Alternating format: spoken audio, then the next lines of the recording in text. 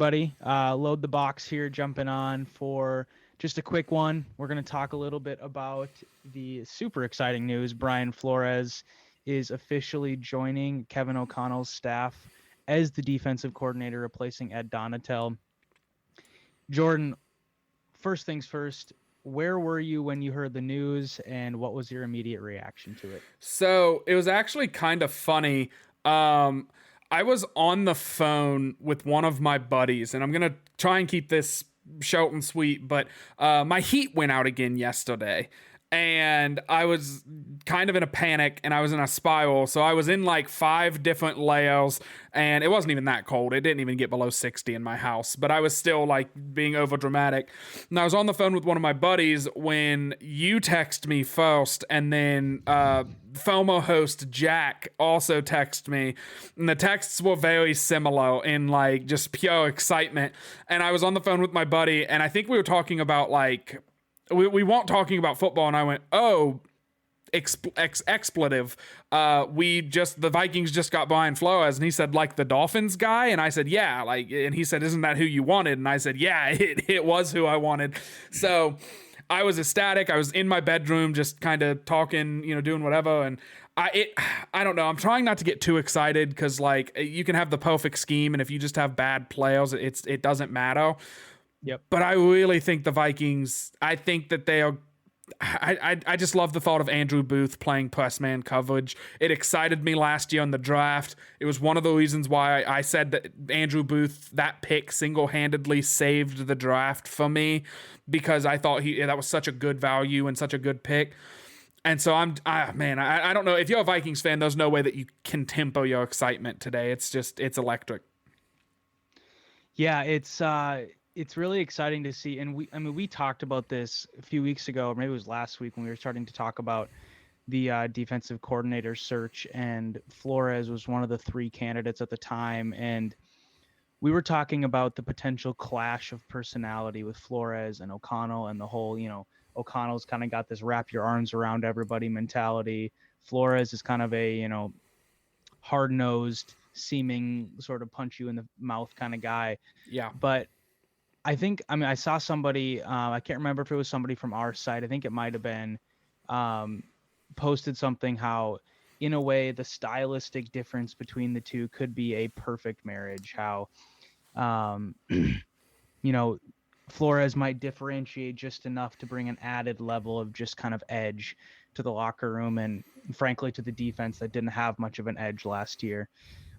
So it's exciting. I mean, guys like Brian Asamoah, he went to social media showing his excitement earlier today, and just from our perspective, being able to now anticipate, especially like I said, Asamoah, his ability to just get after the quarterback, use his athleticism, his speed, in Flores' sort of aggressive mindset defense.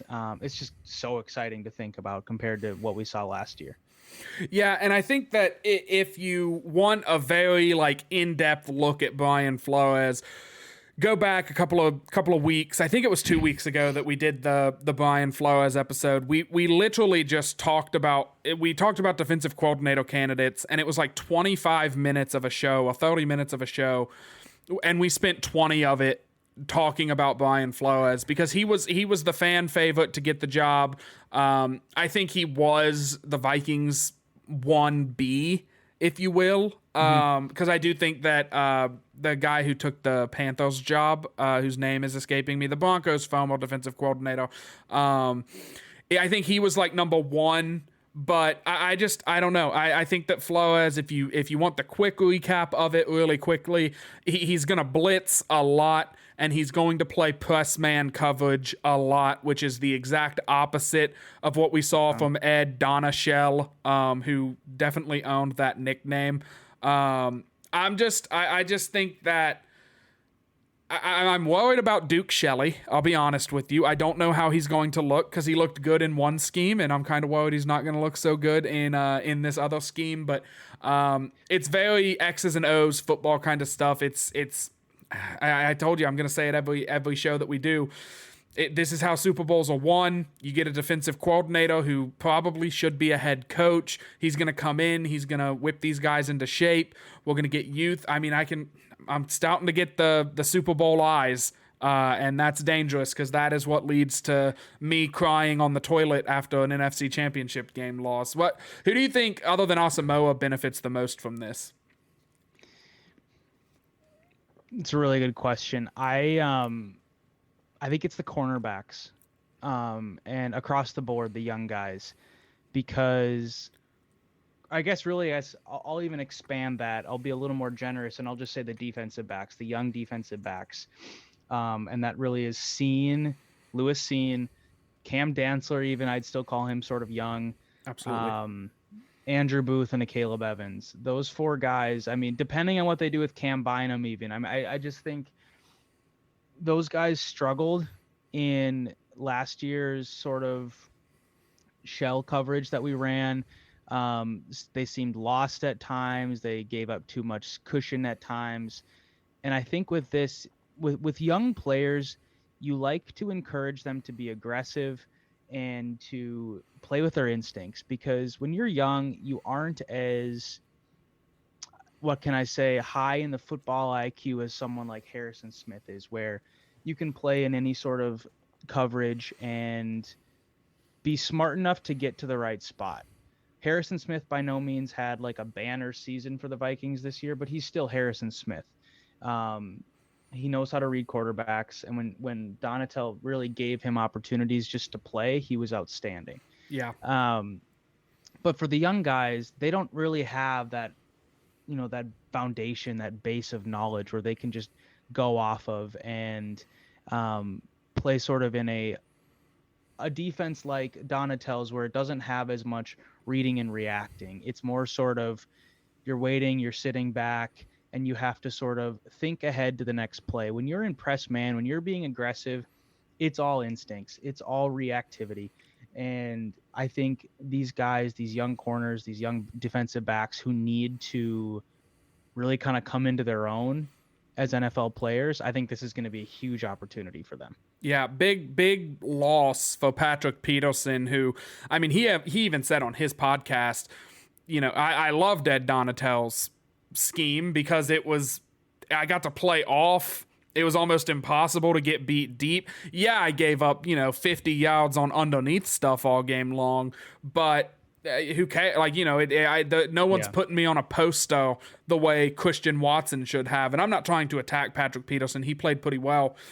Yeah. I don't foresee him coming back because I don't think he can play in this scheme, because I just don't think he has the physical tools anymore to play in this scheme. I really do think that we need speed, we need length, and we need, kind of like what you said, and I kept hearing this thing today as I was listening to different, the Viking world reacting, if you will.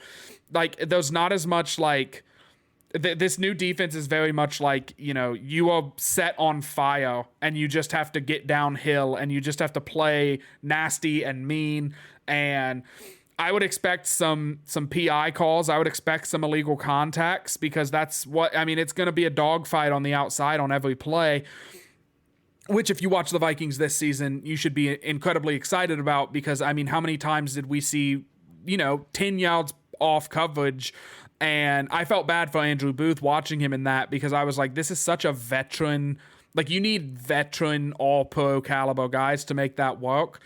I do think that style of defense can work in the NFL, but not when, you have an older Patrick Peterson, you have basically just I don't know what the phrase is, but you just have a merry-go-round of different guys on the other outside, whether it was Shelley or Evans or whoever.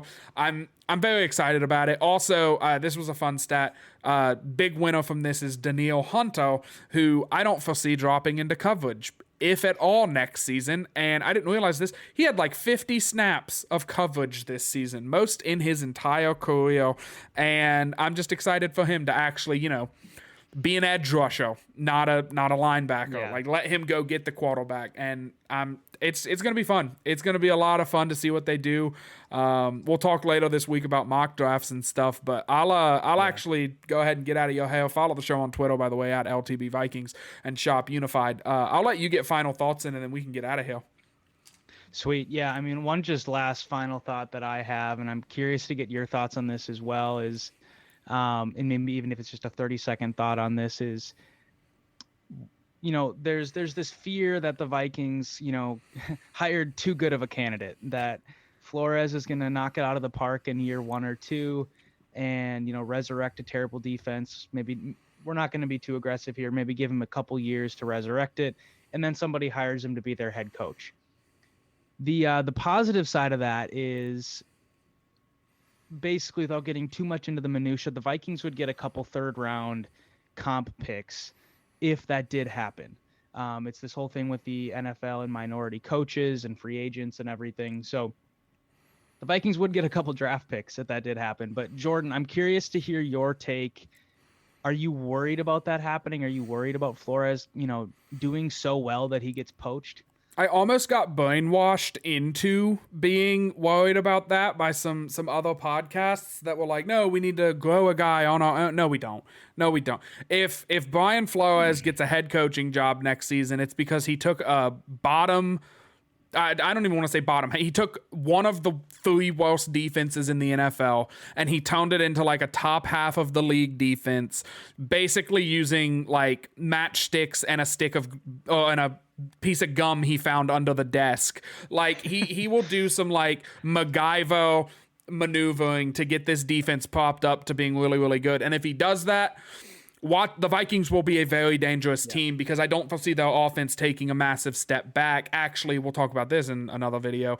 I expect the offense to take a step forward with somebody that we're going to draft. So, I think that, if that means that the defense has to be really good for him to get a head coaching job. If not, then he sticks around for another year, and we might see the defense go from 30th to 20th to 12th, and that year that it's the 12th best defense, and we have the 5th or 4th best offense. Watch out, because those are the dangerous teams that can put points up and that can stop you from putting points up. So, very, very excited about that. Looks like we're having a little bit of technical difficulties, so I'll try to stall just a little bit until we... Oh, wait, Will, can you hear me? I'm back. Okay. I don't know what that was. You're all good. Probably a sign for us to close it down. Probably, yeah. All right. I think that's all we got for this episode. We'll catch you again later this week. We're talking about some mock drafts, some potential quarterbacks in mock drafts. So tune in later. This has been Load the Box. Skull y'all.